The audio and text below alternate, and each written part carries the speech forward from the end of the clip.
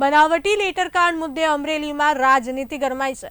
ગુજરાત મહિલા પ્રદેશ કોંગ્રેસ પ્રમુખ જેની ઠુમ્મરની પ્રતિક્રિયા સામે આવી છે।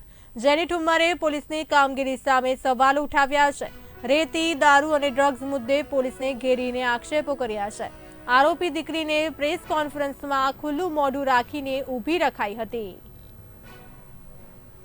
આ પત્રકાંડમાં જે પ્રમાણે દીકરી અને એના પરિવાર સાથેની જે ઘટના જે બાબત બની એ ખૂબ નિંદનીય કહી શકાય। કારણ કે દીકરીને તમે ઘરેથી 12 વાગે તમે ઉઠાવી જાઓ છો, પાટીદાર સમાજની દીકરી હોય કે અન્ય કોઈ પણ સમાજની દીકરી હોય, પણ દીકરી અને મહિલા સાથેનું વર્તન હંમેશા સરકારનું અને પ્રજાના નેતાઓનું સંવેદનશીલ હોવું જોઈએ। એના બદલે એનો તદ્દન વિપરીત દાખલો જોવા મળ્યો। રાત્રે 12 વાગે જે દીકરીએ ખાલી પત્ર લખ્યો છે એને તો એના શેઠે કીધું ને એને લખી દીધો। ગુનો બનતો હશે, ન કરવું જોઈએ, વાત સાચી છે, પણ એના માટે આટલું બધું ગંભીર પગલાઓ ક્યારેય આવકારદાયક ન કહેવાય। છતાં પણ રાત્રે 12 વાગે એને લઈ જવામાં આવી, પોલીસ તંત્રે એને લઈ જઈ એને હાજર કરી દીધી। એના પછી એના રિમાન્ડ પણ મંજૂર કરી દીધા દીકરીના।